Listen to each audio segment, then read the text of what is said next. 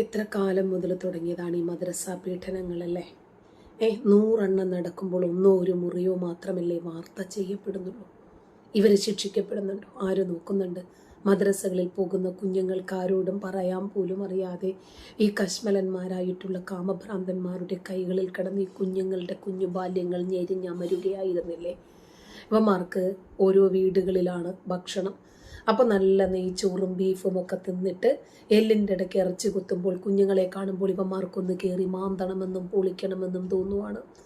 അങ്ങനെ ഈ തിരിച്ചറിയാത്ത പ്രായത്തിൽ പ്രതികരിക്കാൻ പോലും ശേഷിയില്ലാത്ത കുഞ്ഞുങ്ങളെ ഇട്ട് കൈക്കുമ്പിളിലിട്ടിട്ട് ഇവന്മാർ ഓരോരോ തോന്നിയാസങ്ങൾ കാണിക്കുമ്പോൾ സഹികെട്ടൊരു വീട്ടമ്മ പ്രതികരിച്ചു പോകുന്നതാണ്.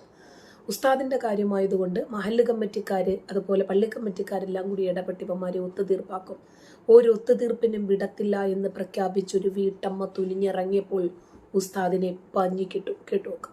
വളരെ ചെറിയ പ്രായത്തിലെ തലച്ചോറ് കൊണ്ടുപോയിട്ട് മദ്രസയിൽ ഉസ്താദിന്റെ കാലിൻ്റെ ഇടയിൽ പണയം വെച്ച ഈ വർഗത്തിന് പറഞ്ഞാൽ എന്തെങ്കിലും തിരിയുമോ?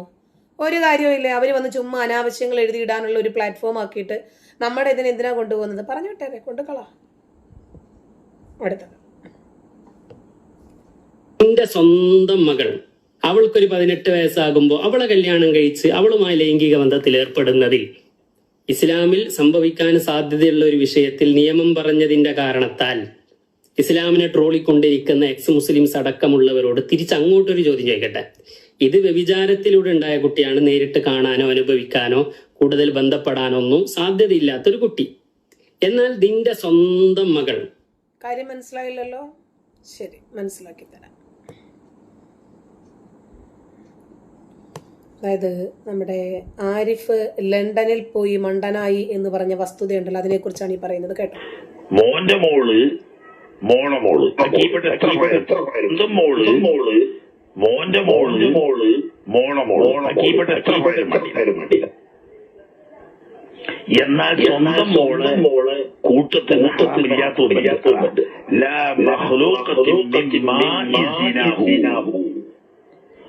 ഒരു പുരുഷൻ ഒരു സ്ത്രീയുമായി വ്യഭിചാരത്തിലേർപ്പെട്ടു. ആ വ്യഭിചാരത്തിൽ ഈ പെണ്ണ് ഒരു പെൺകുട്ടിയെ പ്രസവിച്ചു. ഈ പെണ്ണിനെ ഇവർ തന്നെ വ്യഭിചരിച്ചിട്ടുള്ളൂ. ഒരാളും ലൈംഗിക ബന്ധത്തിലേർപ്പെട്ടിട്ടേ ഇല്ല. അപ്പൊ ഈ കുട്ടി ഇവന്റെ ബീജത്തിൽ നിന്ന് ജനിച്ചതാണ് ഉറപ്പാണ്. എന്നാലും ആ കുട്ടി ഇവനെ സംബന്ധിച്ച് മാത്രമല്ല, അന്യ പെൺകുട്ടിയാണ്. കാണാൻ പാടില്ല, തൊടാൻ പാടില്ല. യഥാർത്ഥത്തിൽ ഇവന്റെ കുടുംബത്തിൽ ജനിച്ച കുട്ടിയാണത്. അത് വേറെ വിഷയം. അതിന് കാരണം എന്താണെന്ന് വെച്ചാൽ ഈ വ്യഭിചാരത്തിന് ഇസ്ലാം ഒരു ഹുർമത്ത് കൊടുക്കുന്നില്ല. അപ്പൊ ആ ഹുർമത്തില്ലാത്ത സ്ഥിതിക്ക് തന്റെ നൃത്തത്തിൽ നിന്നാണെങ്കിൽ പോലും ഹുർമത്തില്ലാത്ത കുട്ടിക്ക് മഹ്റമിയത്ത് എന്ന് പറയുന്ന ബഹുമാനവും ബന്ധം മോള്. അതായത് ആ സ്ത്രീയെ ഇയാളല്ലാതെ മറ്റാരും തൊട്ടിട്ടില്ല. ഇങ്ങനത്തെ സാഹചര്യത്തിൽ ആ സ്ത്രീയിൽ ഉണ്ടായ സ്വന്തം മകളെ കെട്ടാം. ഇതല്ലേ നമ്മളും പറഞ്ഞിട്ടുള്ളൂ.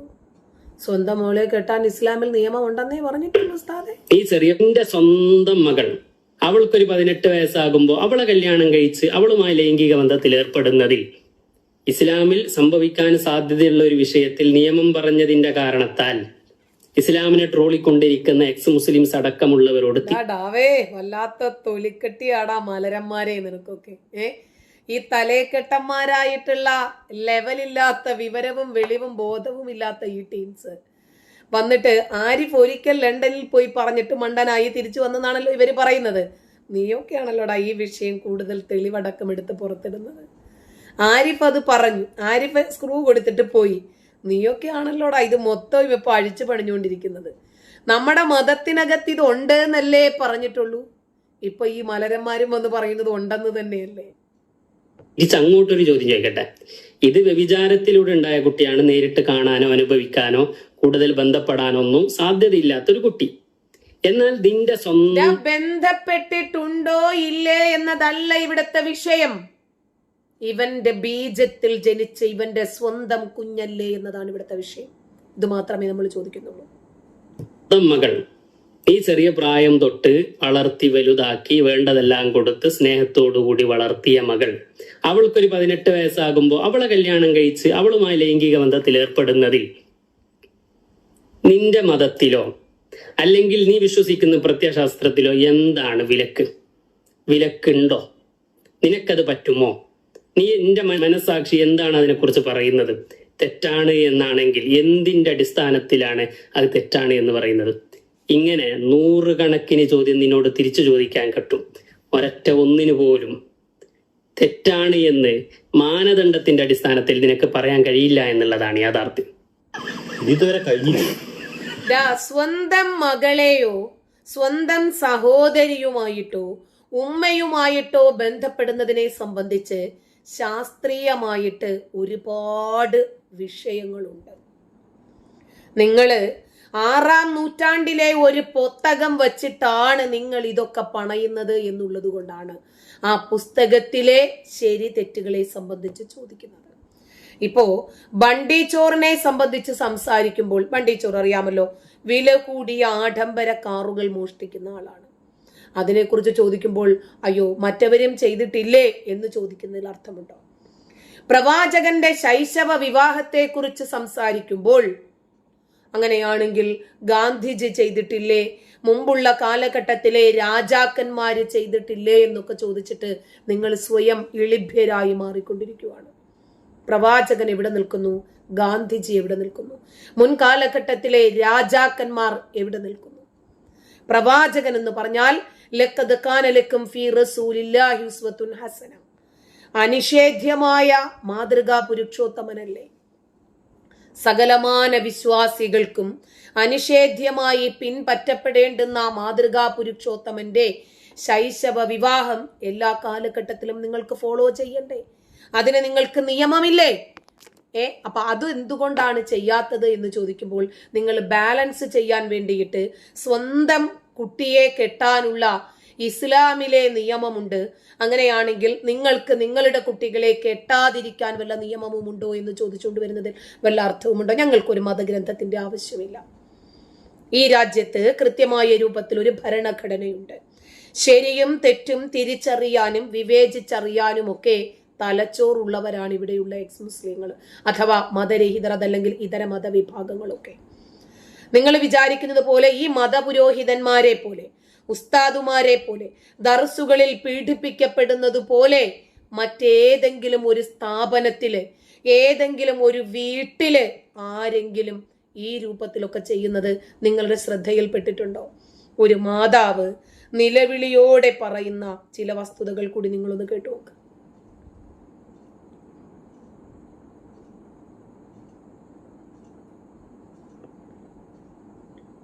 ഈ 3 അലോക്കാർഡിന് കോൾ ചെയ്തു. പിന്നെ നെറ്റ് ഉണ്ടായിരുന്നു, നെറ്റിൽ വിളിച്ചിട്ടൊന്നും ക്ലിയർ ആവാത്തോണ്ട് അലോക്കാർഡ് തന്നെ വാങ്ങി. എന്താന്ന് വെച്ചാല് എന്റെ ആങ്ങളെ, എന്റെ മോള് ഇപ്പൊ 6-ാം ക്ലാസ്സിലാണ് മദ്രസ പഠിക്കുന്നത്. ഉസ്താദ് പിന്നെ സദർ ഉസ്താദ് വിളിച്ചു വരുത്തിയിട്ട് ഖുർആൻ ഓതിപ്പിക്കുമ്പോ അടുത്ത് നിർത്തുക. പിന്നെ മേശപ്പുറത്ത് മുസായി വെക്കുക, ഉസ്താദ് കസേരയിൽ ഇരിക്കുക, എന്നിട്ട് ഉസ്താദ് ഇങ്ങനെ ഒഴിയുക.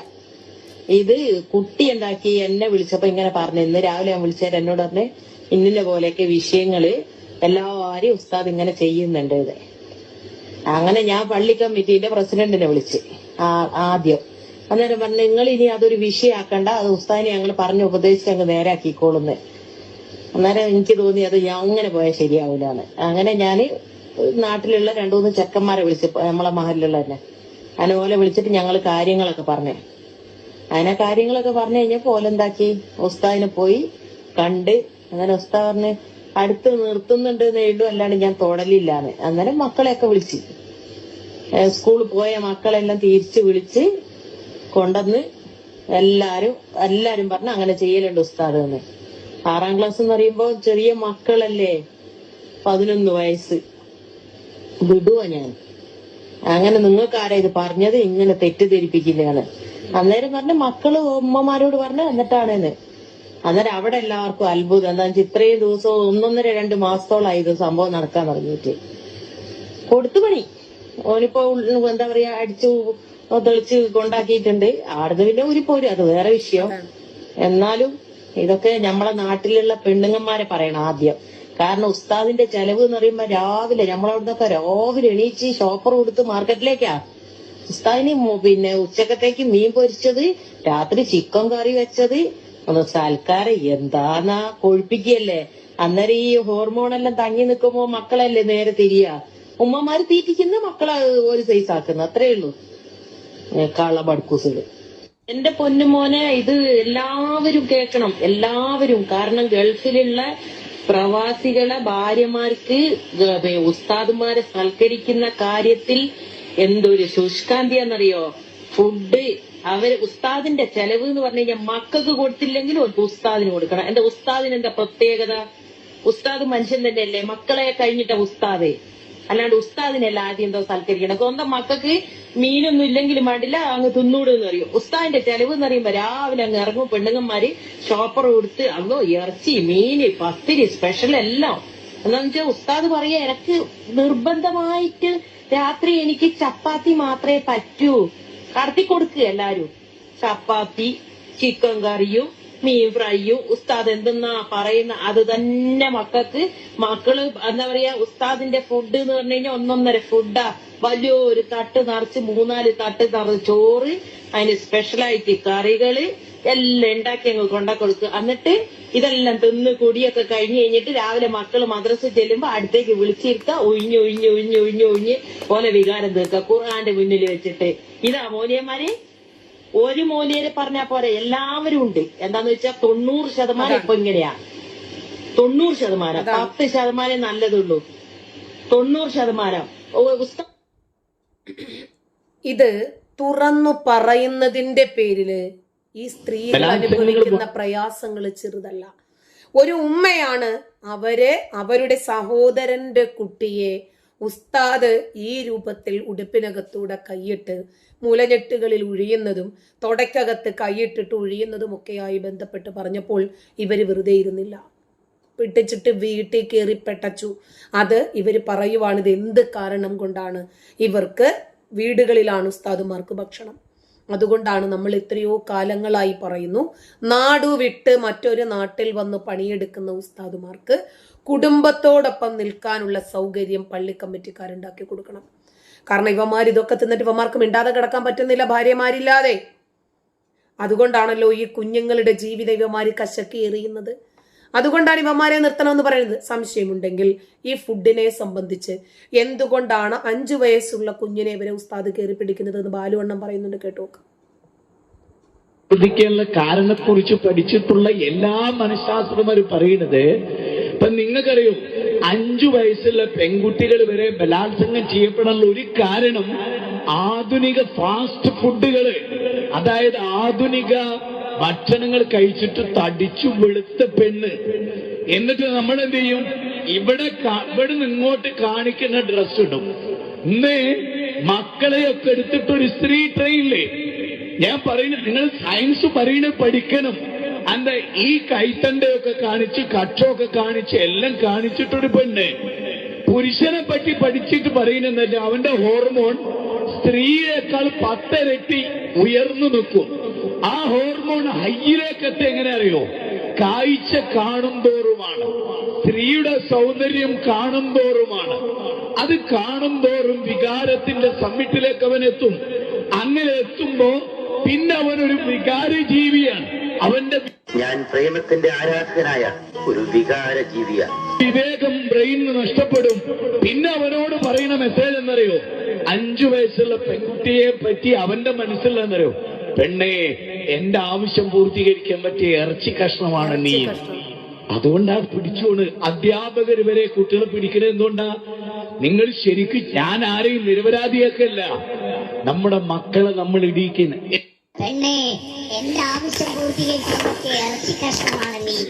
ഫാസ്റ്റ് ഫുഡ് കാരണമാണ് 5 വയസ്സുള്ള കുഞ്ഞുങ്ങളെ പോലും കയറി പിടിച്ചു പോകുന്നത് എന്നാണ് പറയുന്നത്. അപ്പോൾ ഇവന്മാരല്ലേ ഇത്തരം ബലാത്സംഗങ്ങൾക്കും പീഡനങ്ങൾക്കുമൊക്കെ വഴിവെട്ടി കൊടുക്കുന്നത്. ഇതുപോലെയുള്ള ആളുകൾക്ക് വീടുകളിൽ നിന്ന് നല്ല ഇറച്ചിയും ചോറും ഒക്കെ കൊടുത്തിട്ട് ഇതൊക്കെ തിന്നിട്ട് ഇവന്മാരുടെ ഉച്ചയ്ക്ക് തരിപ്പ് കയറുമ്പോഴാണ് ഇവന്മാര് കുഞ്ഞുങ്ങളെ കയറി പിടിച്ചു പോകുന്നത്. വളരെ ഗതി കെട്ടിട്ടാണ്, സഹി കെട്ടിട്ടാണ് ചില ഉമ്മമാർ അവരുടെ കുഞ്ഞുങ്ങൾക്ക് സംഭവിക്കുന്ന ഇത്തരം അനുഭവങ്ങൾ പബ്ലിക്കിൽ വന്ന് പറയുന്നത്. ഈ പബ്ലിക്കിൽ പറഞ്ഞു കഴിഞ്ഞാലോ പിന്നീട് അവർക്ക് കുടുംബത്തിൽ ഭ്രഷ്ടുണ്ടാകുന്നു, പള്ളി മഹലിൽ നിന്ന് ഭ്രഷ്ടുണ്ടാകുന്നു, സമൂഹത്തിൽ അവരെ രണ്ടാം കിടയായിട്ട് കാണുന്നു, അവരുടെ കുഞ്ഞ് ഉസ്താദ് ഉപ്പുനോക്കിയ കുഞ്ഞായിട്ടാണ് പിന്നീട് കാണപ്പെടുന്നത്. അതുകൊണ്ടൊക്കെയാണ് പല ആളുകളും ഇതുമായിട്ട് രംഗത്ത് വരാതിരിക്കുന്നതിൻ്റെ കാരണം. മദ്രസകളിൽ നടക്കുന്ന ഇത്തരം കലാപരിപാടികൾ എങ്ങനെയാ ഇതിനൊക്കെ എതിരെ പ്രതികരിക്കാതിരിക്കാൻ പറ്റുന്നത്? ഇതിനൊക്കെ എതിരെ ശക്തിയുക്തം പ്രതികരിച്ചിട്ടില്ലെങ്കിൽ നമ്മളൊക്കെ മനുഷ്യന്മാരാണെന്ന് പറഞ്ഞിട്ട് കാര്യമുണ്ടോ? അപ്പോൾ മദ്രസകളിൽ കിടന്ന് ഇവന്മാരുടെ കൈകളിൽ കിടന്ന് ഈ കുഞ്ഞു ബാല്യങ്ങൾ ഞെരിഞ്ഞമർന്നു പോകുവാണ്. അവരുടെ മാനസിക നില തകരാറിലാകുവാണ്. നല്ല ആരോഗ്യത്തോടുകൂടി കളിച്ച് ചിരിച്ച് കളിക്കേണ്ടുന്ന കുഞ്ഞുങ്ങൾ ഉസ്താദ് എന്താണ് തൻ്റെ ശരീരത്തിൽ ചെയ്തത് എന്ന് പോലും അറിയാതെ ഫ്രസ്ട്രേറ്റഡ് ആയിട്ട് പഠിക്കാൻ പറ്റാതെ, ഉത്സാഹമില്ലാതെ, കളിക്കാതെ ചിരിക്കാതെ കുഞ്ഞു ബാല്യങ്ങൾ സമ്മർദ്ദത്തിലകപ്പെടുവാണ്. ഇതിനെ ഒന്നും ഇവിടെ ആർക്കും അഡ്രസ്സ് ചെയ്യാൻ താല്പര്യമില്ല. ഇതിനെ അഡ്രസ്സ് ചെയ്തു കഴിഞ്ഞാലോ ആ ചെയ്യുന്ന ആളുകൾ മോശക്കാരായി ചിത്രീകരിക്കപ്പെടുകയും ചെയ്യും. ഈ ഒരു പ്രതീതി നമ്മുടെ രാജ്യത്ത് നിന്നും മാറണ്ടേ? അതുകൊണ്ട് മദ്രസകൾ കേന്ദ്രീകരിച്ച് ഒരു കൗൺസിലിങ്ങിന് വേണ്ടുന്ന സംവിധാനം ഒരുക്കണം. കുട്ടികളെ പഠിപ്പിക്കുന്ന അധ്യാപകരുടെ വിദ്യാഭ്യാസ യോഗ്യതകൾ എന്താണ് എന്ന് തെളിയിക്കപ്പെടണം. അങ്ങനത്തെ ഒക്കെ രീതിയിലല്ലാതെ ഇതൊന്നും പരിഹരിക്കപ്പെടാൻ പറ്റില്ല.